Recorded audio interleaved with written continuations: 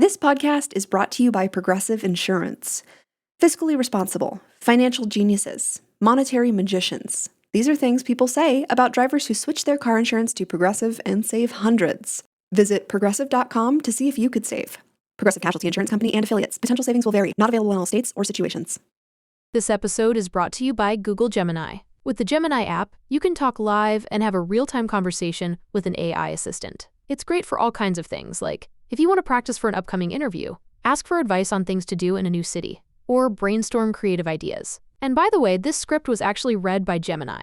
Download the Gemini app for iOS and Android today. Must be 18 plus to use Gemini Live.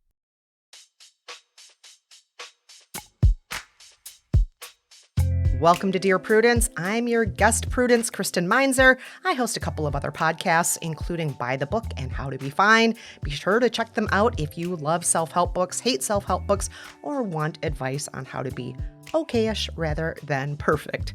Today, we'll be answering questions about holding on to holiday traditions, thinking your sister is a bad therapist, and how to convince your mom she doesn't have to knock every time she comes over. Here to help me out today is Dan Kois. He's a writer here at Slate, author of many delightful books, and he hosts a couple of podcasts because who doesn't at this point? Nevertheless, they are excellent and you should definitely check them out. The first one is Charm Offensive with Isaac Butler, and the other is The Martin Chronicles, a literary podcast with Jason Zinnemann and Parul Sehgal. Dan, welcome to the show. Thank you so much for being here. I'm always so happy to be a guest, Prudie. Thanks for having me. And we're so excited every time you're here. Now, before we get started, I'd like to ask you a question that we ask all of our guests. What is one piece of unsolicited advice that you would give to the world unprompted? You need to really, really think about what kinds of products you could be buying the store brands of. It's an important part of your shopping experience, and a lot of people don't give enough thought. Like, yes, you should get the nice San Marzano tomatoes straight from Italy. Great, buy those. Mm-hmm. But store brand dandruff shampoo is exactly the same as Head and Shoulders, and it's totally fine. And store brand Raisin Bran is actually better than name brand Raisin Bran. So, like, do yourself a favor, do a store brand audit. It'll probably change your life. I love this piece of advice so much. I'm sure some listeners know this, maybe some don't, but a lot of the products are made in the same facility. That name brand dandruff shampoo and that store brand dandruff shampoo frequently just made in the same place, and then just they slap a different label on it. You never find that out until one of them is FDA recalled for giving you like the plague, and then it turns out that every brand you've ever bought are included in the recall. Yes. And one other thing I just want to add to this, I went through a brief obsession with extreme couponing, and what I found was frequently I would buy all these name brands with coupons, and in the end, the store brands actually, without coupons, were often less expensive on their own. Yeah. So why go through the trouble of the couponing? Why worry about that? Just buy the store brand. That is such great advice, Dan. Thank you. And sometimes the name brand is the right choice. You just need to know. Yeah. You need to know when it's right. Yes, and it's not all the time. It definitely is not. All right. Well, Dan, you and I are going to dive into all the great advice questions we have this week. But first, we have to take a short break. Stay with us, everyone.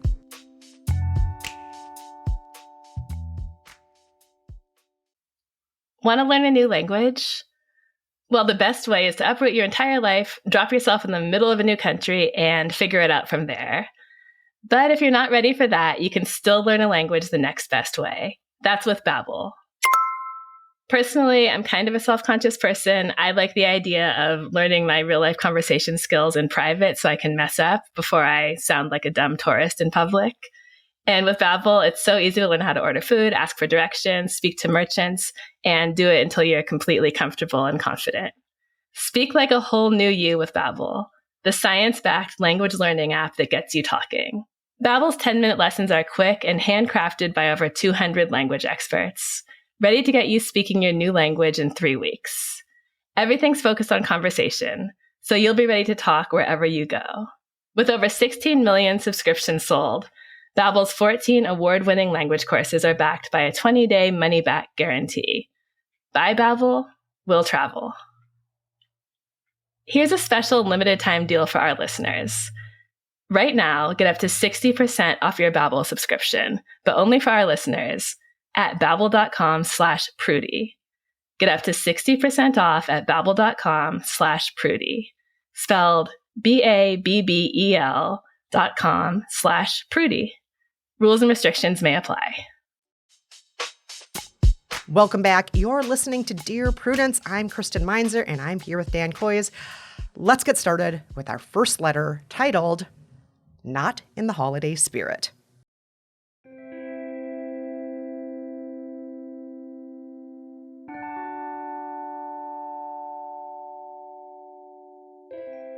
I live abroad. For the past 9 years, I've spent 8 Christmases with my partner's family, as my family isn't big on traditions. His family is incredibly kind, but spending every waking moment together for several days wears on me. My partner's father is a widower who plans extravagant meals, but doesn't have the cooking skills to match, so we end up doing all of the cooking. This year, it's my partner, his father, and me, since my partner's brother has young children and is establishing traditions of his own. I'm dreading the 8-hour drive, cooking, cleaning, marathon present opening, and intense socializing, but I feel I can't decline since I can't visit my own family. We don't have kids of our own, and we don't want to leave his father alone. His father isn't open to celebrating elsewhere, and my partner suggests that we stay from December 23rd to the 27th. I prefer a shorter visit, from the 24th or 25th to the 27th, to avoid most of the cooking, cleaning, and presents, but my partner said he, and most likely his father, would, quote, find it weird if I didn't spend the full holiday with them. On one hand, I feel like a Grinch since my father is so generous and Christmas is only once a year, but on the other hand, this year has been exhausting and I just want to sleep and be in pajamas over the holidays. Should I suck it up? Is there a compromise I'm missing?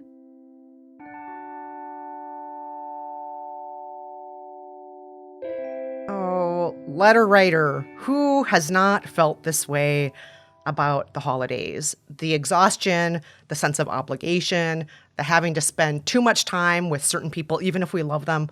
I don't know about you, Dan, but as much as I love certain people, sometimes during the holidays, I'm like, I need a vacation from this. This is totally exhausting for me. Sometimes, but often I still just suck it up because it's the only time I see those people and I do love them, Yeah. even though they drive me crazy and I drive them crazy. So there's a balancing act that you have to do. And one thing that I'm curious about this letter is the letter writer's view is that what they need is to cut a day off this trip. Mm-hmm. But is cutting a day off this trip really the thing that's going to make it better? Like, we're talking about 1 day, 3 days instead of 4. Mm-hmm. And will one fewer day really change how you feel about it? Like, you still have to drive 8 hours back and forth. Mm-hmm. You're still going to have to open all the presents. That doesn't go away. It's just that there's one less day basically of some stuff that you don't like. And so I would challenge this letter writer to think about other ways that you can make this tradition, which you sort of like and sort of don't like, something that you like more, as opposed to just trimming a day off it, a thing that probably won't help that much. Mm-hmm. So, like, for example, can you order in food for a bunch of meals instead of cooking everything? Yes. There's no law that says you have to cook everything. Order from restaurants and treat your treat your father-in-law to something nice from a couple of restaurants near him. Mm-hmm. Give fewer presents so that the marathon present opening that you complain about is instead just everyone opening 3 very, very nice presents, and then you're done with it. Mm-hmm. Buy some movie tickets so that instead of sitting there in the living room feeling obligated to talk to each other, you can just sit in the dark for 2 hours watching Nicole Kidman and Baby Girl. Make sure that your partner is pulling his weight in all the planning and cooking and cleaning, since after all, it is his father. Like, there are things you can do that will make the actual experience better. So maybe it matters less whether you're there for 4 days or 3 days. But what do you think?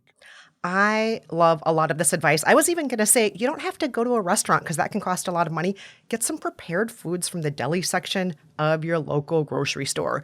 That alone can just save you a huge headache and not cost that much more than making the food yourself. I've done that plenty of times. I also totally agree with you about movie tickets. Movies are a big part of my holiday tradition. I'm not sure what country our letter writer is from, if the cinema is even open during the holidays. Hopefully it is, but it's a great thing to do. Maybe turn the gift giving into just a single game, something where you draw names out of a hat or something, and each person gets one stocking stuffer and one present. And that way, you're not necessarily going hog wild with all of that. I agree with all of that, but I also want to say I see the benefit of trimming a day or a day and a half off of this trip, because the holidays, they can be exhausting, and it's okay for you and your partner to start holiday traditions if you don't have kids. One thing that you say, letter writer, is, oh, my partner's brother has this wonderful excuse. They get to create holiday traditions with their own little kids, and that's why they don't have to spend as much time with the father-in-law. There's no reason why you can't create holiday traditions as well. I started creating certain holiday traditions without children many, many years ago. For example, every year I throw a Boxing Day party, and everybody can bring leftovers. We can sit around, we can recover, we relax. You can do something like that and say, we are starting our own family holiday traditions and need to be back on the evening of Boxing Day because we have an event planned that night. And you can trim a little bit of time off of this trip to your father-in-law. It doesn't have to be a full 5 days. It can be 2.5 or 3 days. I really think that you're allowed to do that. And unfortunately, I think our world doesn't really allow people without children to do that usually. But we have to say, I'm making this choice for myself. I'm making my own traditions, and kids don't need to be involved. So I'd encourage you to consider that. Also, if it's in your... Can I respond to that quickly yes. before you move on to the next thing? You're exactly right about that. But the problem that the letter writer faces is that their partner doesn't want it. Doesn't want that. Yes. They think it's quote unquote weird. And I would say to that, it feeling weird is not a good enough reason to make you do something that exhausts you. Yes. And you are within your rights. If after all is said and done, you still feel like I don't want to do that many days, you are within your rights to say, no, we're not doing that many days. This year, I want to do one fewer day. Go ahead and tell your father that I had an unmovable doctor's appointment on the 23rd. I'm so sorry, but whatever. We're going on the 24th, and that's just the way it is. Yeah. That is also within your rights. You totally are allowed to do that. Absolutely. Go the 24th to the 26th. That's still the full holiday season in your country, the 24th to the 26th. Enjoy that, and also, if you and your partner can just sit down and talk about why is it so important that the two of you have to be there all the time versus, have something that's special between the two of you. What benefit is your partner getting out of that? Is it to alleviate guilt? If so, what are other ways that your partner can tackle that guilt at other times of the year? Maybe it's more visits or more phone calls at other times. Maybe it's making sure that there's more of a sense of connection in other ways that aren't all put on to this holiday. And, I think a lot of people do that. We put so much into these holidays because, it's the only time of year. Well, it doesn't have to be the only time of year. You can FaceTime. You can talk to each other. You can have other traditions throughout the year where you make sure that you're touching base and really connecting with each other. And just one last idea. I don't know if you have this in your budget, letter writer, but if you do, one thing that I have found that helps when I visit my in-laws is staying in a hotel or an Airbnb, somewhere that's not under the same roof as the in-laws.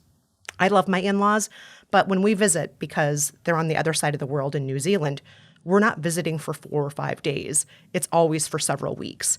And it just keeps the peace a little bit more and makes us more excited when we are together if we can each, go to our corners at the end of the day, spend some time by ourselves, just decompress and so on. So if that's something that you can afford as well, I would encourage you to consider that. I think that's very good advice. And I think going back to what you said a little bit earlier, it's never bad to sit down with your partner and have a conversation about why you are doing anything and what is important to you. I would bet $1 trillion that at the end of that conversation, they're still going to go to the dad's for Christmas because Christmas makes people crazy and it's really important to people. And it's clearly very important to them. Like the letter writer's been doing this thing that they sort of hate for 8 years because Christmas is important to them. And because they say in the letter, they say, I don't want him to be alone on Christmas. Yeah. Nor to, and that's important. And I don't want to discount that. Yeah. But I also would like to note that your partner needs to also have this conversation with his brother. Yes. Who has opted out of this situation completely just because he has kids. And it's great that he is setting up his own family tradition. That's lovely.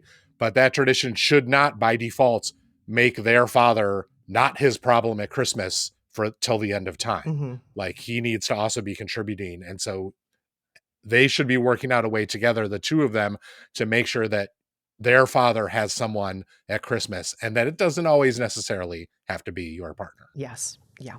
And I think you're touching on something else really important there too, Dan, which is the letter writer. It's not their job to be the messenger in any of this. At the end of the day, it's the letter writer's partner, the letter writer's partner's brother. This is a conversation with their dad to have, but it should be taking the letter writer's feelings into account because they matter too. And, maybe letter writer, you can be forthright and say, I love your dad so much. And that's why I've been forcing myself to do this every year, even though it exhausts me. But the older I get, the more exhausted I get. And I just can't keep this going much longer. I don't want to be a resentful in-law. I don't want to be grouchy. I want to be the best version of myself when we visit your dad. And what's going to help with that is A, B, C, and D. So it can be done gently. It doesn't have to be done with anger, but just being honest about your feelings and trying to come up with a solution that's going to work for everybody. And that solution does not have to be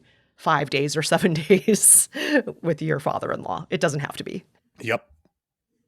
Okay. Our next question is titled, I don't think I'm supposed to know this.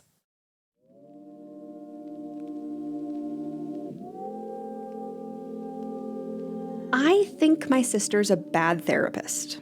I love my sister very much. We're very close, and I recently moved home to help her take care of our grandparents. Our parents are unreliable.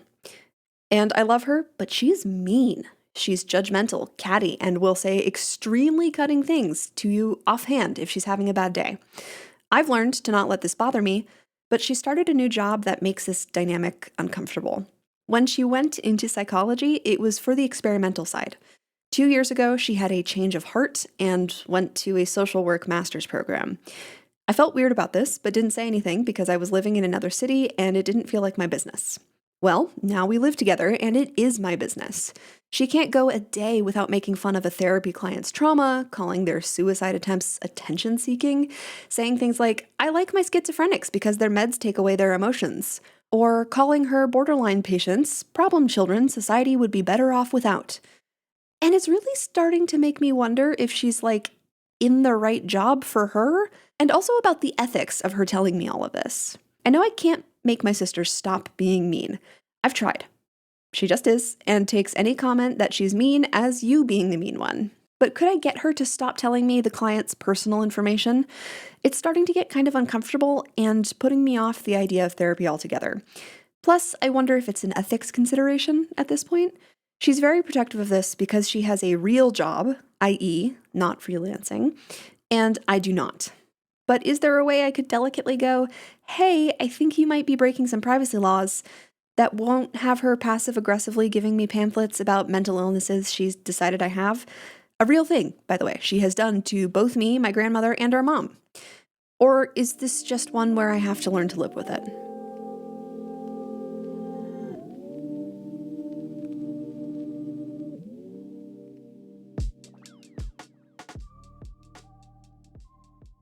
Oh, letter writer. First and foremost, please give us your sister's name so we never go to her for therapy. We'll just keep it to ourselves here. Just the listeners, just me, just Dan. What if all therapists are like this? Oh, no, Dan. What if they all hate us? I'm friends with some therapists, and they're not like this at all. I'm just going to say that up front. Great. I'm sure some therapists absolutely are like this. I have no doubt.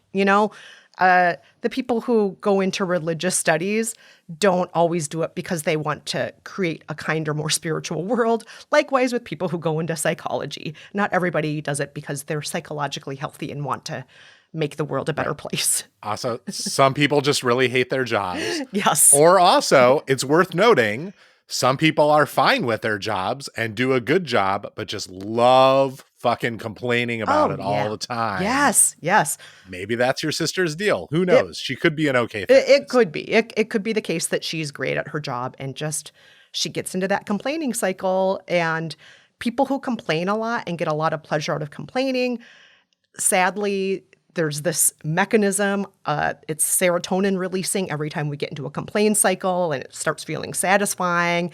And it's sometimes addictive to complain, and it's hard not to give it up. Hopefully that's your sister, and hopefully she's not a terrible therapist. Hopefully. Still, we don't want to go to her.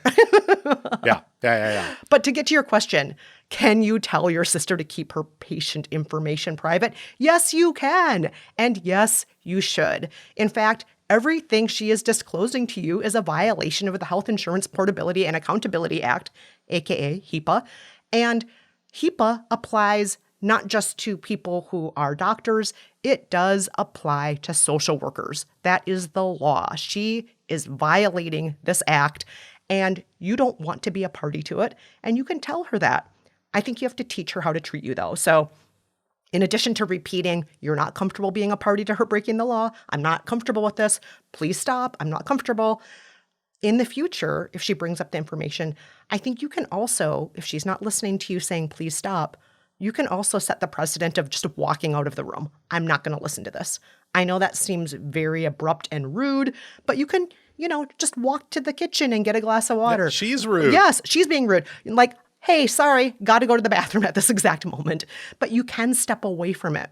You don't have to listen to people say things that are inappropriate, whether those things are being inappropriate toward you or her patients.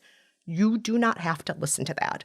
And by politely trying to keep the peace and listening to it in the past, it's kind of allowed her to just keep the behavior up. And I hate to say it, I'm not trying to blame you. I'm not blaming the victim here. But I don't think your sister's really gotten the message about how much this bugs you, because you're so nice. You're so polite. And maybe it's time to be a little less polite and just lay out the facts. This isn't cool. It's not legal. And I just don't want to be a party to it. I have to step away right now. Now is the time I go to the bathroom. You're absolutely right that she doesn't have to listen to this and she should tell her sister no. Mm-hmm. I, however, think that trying to make an argument to the sister about HIPAA is like, it's never going to work. That's the exact kind of thing where the sister will be like, well, excuse me, I'm a therapist and you don't even have a job. So I think I know better than you what I'm allowed to. Like, she's definitely going to turn it into a debate about what are the actual rules and do you actually know about ethics, bro? Honestly, the way to do it, I think, is to just be like, I don't want to hear about your patients. It stresses me out. I'm already stressed out enough dealing with grandma. Every time you do it, it makes me want to scream. Stop. Like, just make it about you. It's fine to make it about you. Also, you hate it, and that's true. and avoid the debate where she's just going to make you feel like a piece of crap who doesn't have a job. Instead, just tell her, I don't want to hear it anymore. This is boring to me. I hate this shit. Knock it off. Yeah. I mean, I think what you're saying is fantastic. The only thing I worry about there is this sister has repeatedly in the past not cared about anybody's feelings, where people say, True. like, you're being... So that's when you walk out of the room. Yes. Where the sister will be mean and people will point it out and she's like, you're being mean. You're hurting my feelings right now. You're hurting my feelings. Also, let me diagnose you in the DSM-4. This sister sounds so terrible. I'm sorry. It's like, it is great, letter writer, that you love your sister and are very close to her. But do you actually like her? Like, at all? Have you considered getting your own place, not living with your sister, and maybe like finding some other people to hang out with sometimes?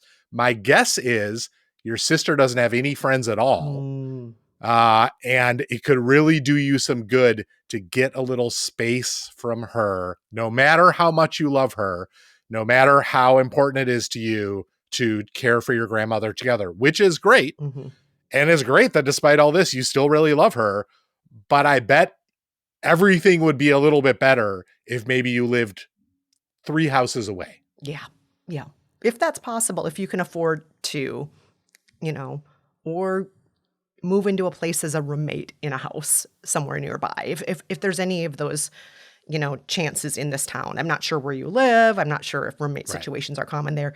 If that's possible, that could definitely be worth pursuing. But, oof, your sister sounds really bad. And again, I hope she's not bad to her clients. Hopefully this is just something she does at home and doesn't bring into the office. But, I'm so sorry.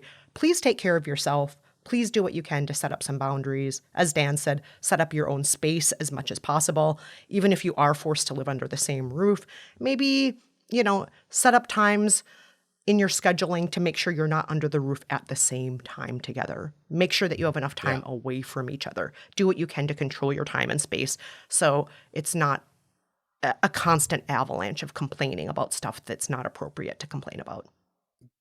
Get a $10 Planet Fitness membership or join a community art class or something. Like, go do something else. Become a regular at the library. The person who spends 6 hours a day at the library. I've been that person in the past. I love the library. It's a great place. Yeah. There are hopefully options for you to not always have to be together. You're listening to Dear Prudence. We're going to take a quick break. When we're back, we'll be reading more of your letters. Stay with us.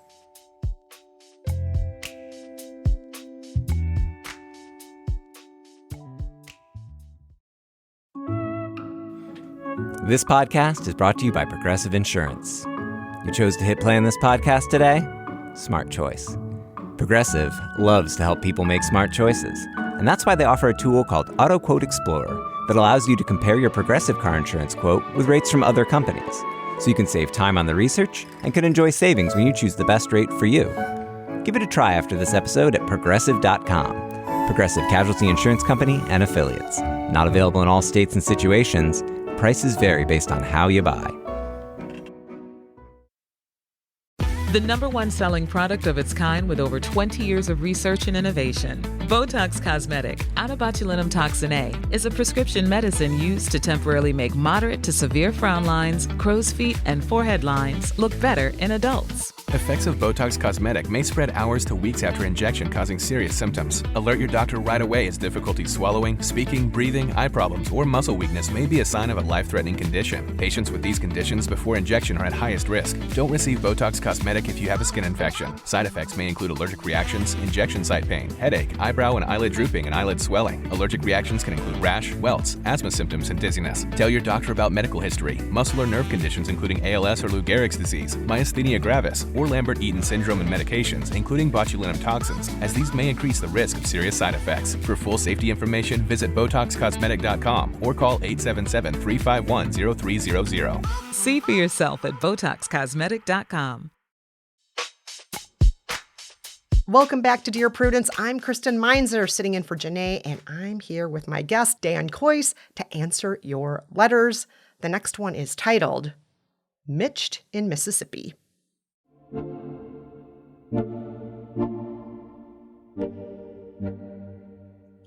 My mom and I have always been incredibly close. She and my dad live less than 2 miles away from my wife and I, both of us on the outskirts of a rural area. Our house is on the way to town, so it's not uncommon for Mom to drop by a few times a week. She always texts or calls and is always welcome. The problem is, she won't stop knocking. Now, I'm a pretty informal person, as is my wife, and so we pretty much have an open door policy to our family and our closest friends. This is partially due to the nature of our relationships and partially due to Mitch. Mitch is the worst. He's my wife's elderly little white dog I inherited with our nuptials. And when people come inside, he's sweet, friendly, greets with a wagging tail, a flurry of kisses. When people knock, though, he explodes into a tornado of hate and barking and spite. He's like the worst and best guard dog ever, and nothing we've tried to do as far as training has helped in this matter. Everyone who comes over frequently, besides my mom, can remember not to knock. But my mom, she can't seem to break herself out of the habit, out of politeness. And we can handle the occasional Mitch explosion due to a stray solicitor or unexpected visitor. And we know, if there's going to be many, like Halloween or during a party, we can put him in our room, and that usually works. But my mom comes over like 4 or 5 times a week and knocks every time. And we've said both in humor and in seriousness that we really need her to stop and that her texts or calls serve as enough warning for her arrival. My wife is also very close with my mom, and my wife has said many times, "Hey, Patty, please don't knock." So we now have a baby on the way, and I'm afraid we'll never be able to get him to sleep if he's woken up by Mitch every time my mom stops by. When we've asked her why she continues to knock, she says she either forgets or feels like she's imposing and it's rude, despite how many times we've told her it's the opposite. I'm afraid all the explosions will eventually end Mitch and me. What do you say?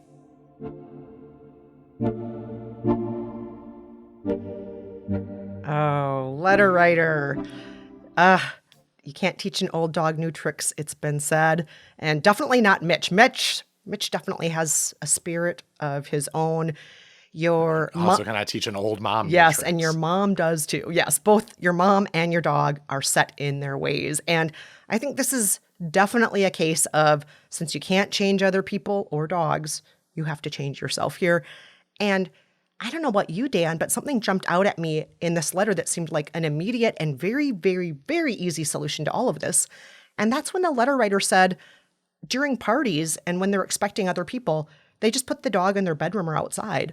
Well, letter writer, your mom is giving you a heads up every time she's on her way over. She is texting and saying, I'm going to be there in a few minutes. I'm on the way to town. Would love to stop by. Well, at that moment, could you just put Mitch in your bedroom then? And then in the next few minutes when mom knocks on the door, Mitch won't be bothered by the knocking? Or at that moment, you put Mitch in the backyard or even on the front porch so that Mitch can greet mom when she shows up? To me, that seems like the most obvious solution because your mom is sending those warning text messages. Thank goodness she is. If she wasn't sending you a text message to warn you, I'd say this would be a bigger issue. But she's already warning you. That's the moment where it's like, oh, now we know what to do with Mitch. That's my first reaction to this letter. But Dan, what about you?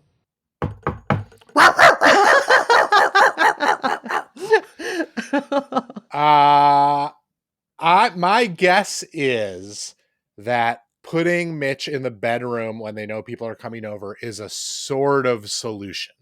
It's the kind of sort of solution that means that Mitch isn't literally in the living room snapping at everyone and going insane at everyone's feet, but not a solution that keeps Mitch from barking his stupid head off when he hears a knock, even from the bedroom. So my guess is the bedroom is not like a solution to this problem once there's a baby. Because insane barking in the bedroom is going to wake up a baby just as much as insane barking in the living room. It's just like somewhat less annoying for everyone who's actually coming in to have this 10-minute rage tornado of a dog yapping at them for a while. I generally agree with you that like it is harder to change other people than it is to change yourself. But I do think there are like two possibilities here that could maybe get the mom to like finally break this, frankly, totally stupid habit. One is, could you just, this is like so basic, could you just put a huge fucking sign on your door that says, do not knock under any circumstances, Patty, this means you. And like sort of shame her into like, is she the kind of person who is so dedicated to being a pain in the ass that even with that sign in her face, naming her, she would still knock? Maybe so. The other weapon you have in this battle is this upcoming child. I do think that grandparents faced with the reality of a sleeping baby will occasionally change their behavior in ways that they might not otherwise have. Like before, when you said, you don't have to knock, or please don't knock, or we don't mind if you just walk in without knocking, that did not have the same effect as, Mom, if you knock, you will wake the baby up. Like those words are sometimes magic words for people. And that might be the thing that gets her over the hump. But you know what could also get her over the hump is a big fucking sign on your front door.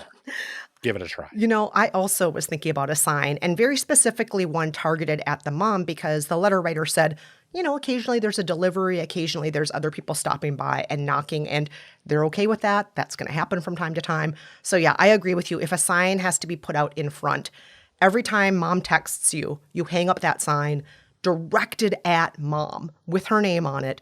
Do not knock. And as soon as mom is in the house, take the sign down again.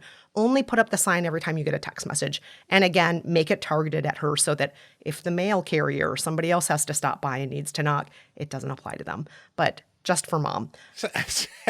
Mom texts and they just hang a carpet in front of the door, like a sound dampening baffler so mom can't knock no matter what she does.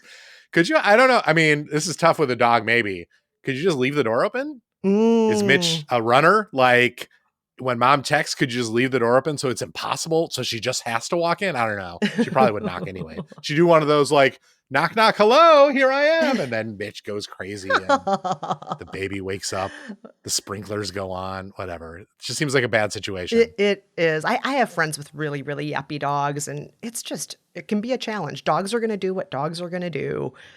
It's true. And my friends always try to give us different entry instructions, like, oh, we're trying this thing now to make the dogs less yappy. What if you come in through the garage instead of the front door, for example? Like, I'm literally experimenting with this with one of my friends right now with her two very, very loud dogs. Like, we're just trying different methods. Like, okay, so what if I meet you on the front stoop and, and don't ever knock? So I know not to knock at this one friend's house because of this. And we're still working on it. And dogs are going to be dogs. You can't really fix a dog's, reaction that they were bred to have over the course of hundreds of years of inbreeding. Dogs are going to dog.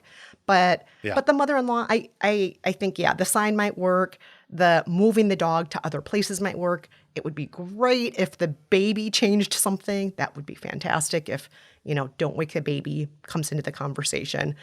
But I would also say worst case scenario, when the baby arrives and if the mother is not changing her behavior, you can start responding to her text where she's saying, hey, can I swing by? And you can say, no, actually, no, you can't swing by. And I know saying no can be really, asleep. really hard. But if the baby is asleep, you can just text that back. You can say, no, baby's napping right now. Or just if you're exhausted and don't want to deal with the yapping dog and the baby at the same time, you can also just say no. No, you can't stop by now. Now is not a good time. I know it's hard to do, but you might want to do more of it when you have the baby anyway, just because you're so tired. Yeah, you might find it's not as hard to do as you previously thought it was once you actually have a baby and you're never sleeping. Yes. Like the very idea of anything waking your baby up will be so horrifying to you that you might just be like, oh, I'm so sorry. We're in Maine. Yeah, especially during that first year, letter writer. I just got to tell you, babies, they need to wake up every 2.5 hours to feed. And sometimes they don't really even sleep through that 2.5 hours. It's just unending. Oh, great. I just got to sleep. Oh, 10 minutes later, I've been woken up again. So you might just be way too exhausted to have anybody stopping by. So hopefully one of these bits of advice will help you. We hope so. It does sound frustrating, and we wish you the best of luck with all of this. You're listening to Dear Prudence. We're going to take a quick break. When we're back, we'll be reading more of your letters. Stay with us.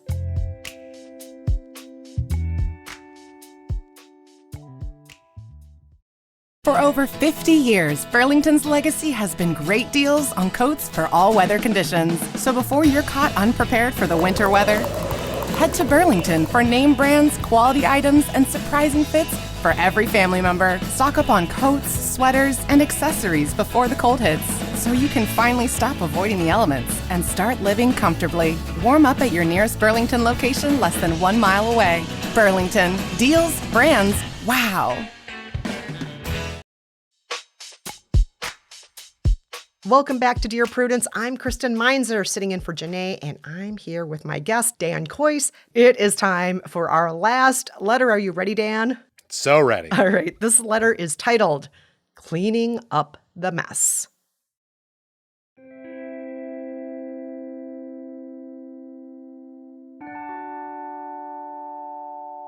My elderly mother has been diagnosed with type 2 diabetes. She was recently told that her blood sugar is dangerously high. She does not believe it because the doctor she was seeing before he retired never told her that she has diabetes. She also has digestive issues due to a previous surgery. This has been problematic, but my brother adds to the issue. He visits her every Sunday and brings her foods that she cannot eat. These pastries and cakes make her ill for the next 2 days following his visit. He justifies his actions by saying this is what she wants to eat. What can I do to help him understand that he is making her ill?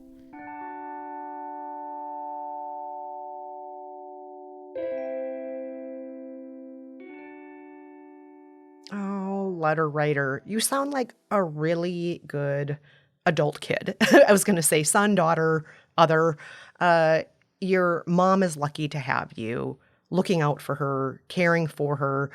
And it sounds like everybody's kind of trying to do their best here, but also hasn't been handed the best set of circumstances. It sounds like your mother was not given the correct information about her medical condition by her prior doctor. I feel bad for her because, if she would have had the right information all along, she may have had more time to process all this. I feel bad for your brother because he's just trying to make your mom happy. Your mom's like, I want this. And your brother's like, okay, and you're kind of just there in the middle of all of it. So I feel bad for all of you, but I think there are definitely things that all of you can do here. You can work together as a team on behalf of your mom's health.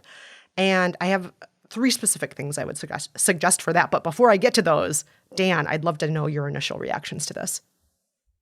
Oh, it's unless you stand guard at the door, you're not going to be able to stop someone who just wants to bring cakes to his mom from bringing cakes to his mom. Like, that's like slightly pathological behavior, frankly. And unless you stand guard at her mouth, you're not going to stop a grown adult who wants to eat a cake from eating a cake, especially if she doesn't believe she has diabetes. And I agree with you that there are ways to all work together, but one of the problems right now is that they're not all on the same page. Like, it's hard to work together when you're not all working from the same set of assumptions.